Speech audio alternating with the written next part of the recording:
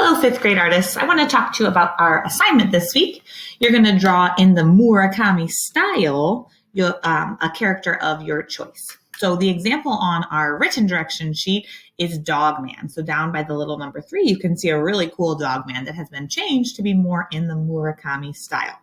If you're having trouble choosing a character, you can click on this link, and there are some ideas on this page of different characters you could choose. You might have to search for an image of your character to draw. I am going to draw Big Nate for my example.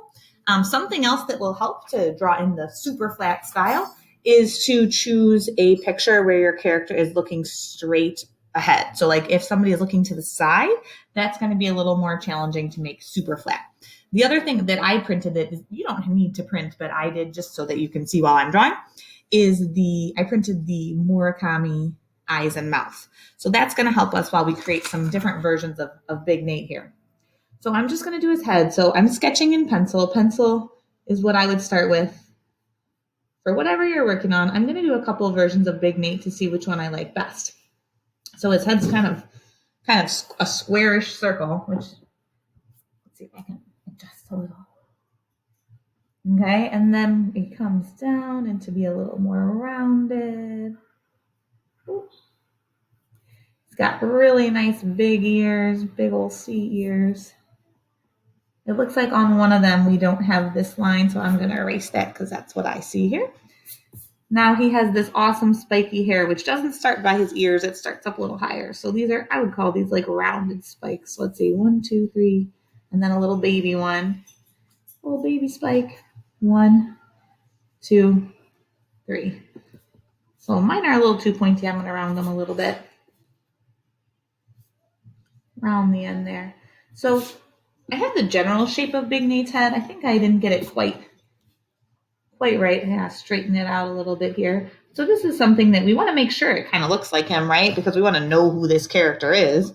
So this will be my first practice. Got to work on it, right? It takes more than once to do a nice drawing. Okay, so we have Big Nate's general face shape here, right? Now we need to look at the Murakami eyes and mouths next to add to Big Nate to change him to be more in the Murakami style. So I think I'm going to use these eyes first. I really like those that are these sort of like ovals to the side with a little eyelash coming out. And that's all filled in, which we can do later when we're coloring. Don't need to do that quite yet. So then let's find a mouth that we like for Big Nate. I really want like a really big, happy mouth. I think I'm just going to use this kind of big smile that's kind of open across the top. And that really big curve down. Big Nate's starting to look crazy already. I like it. Okay, so let's look back at what his actual nose looks like. His actual nose is kind of like this smile curve.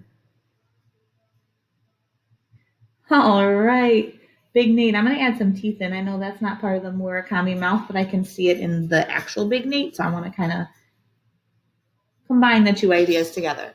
So that's my first attempt, my first try at drawing Big Nate using Murakami style. I'm going to pause the video, do a couple more, and then move forward with the one that I like best.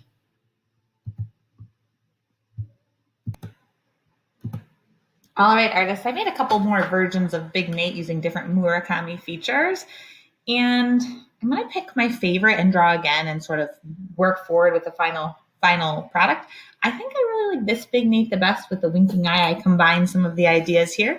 So I'm going to draw him again, bigger on another sheet of paper, and then let's talk about how we can finish your drawing this week.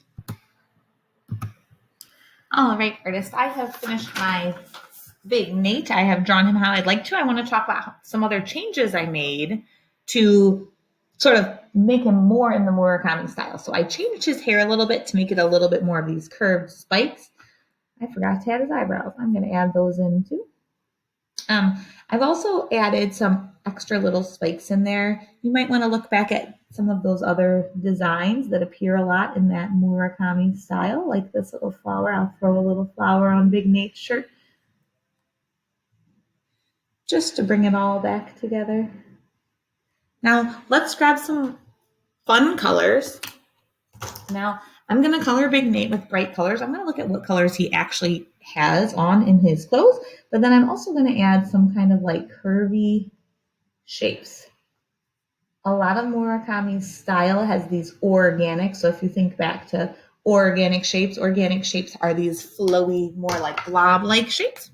So I'm going to include some of those sort of randomly in here too, just to keep making that style more Murakami-ish.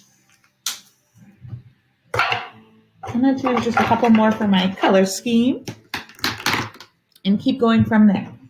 So using curved shapes and bright colors, I'm going to finish coloring in Big Nate.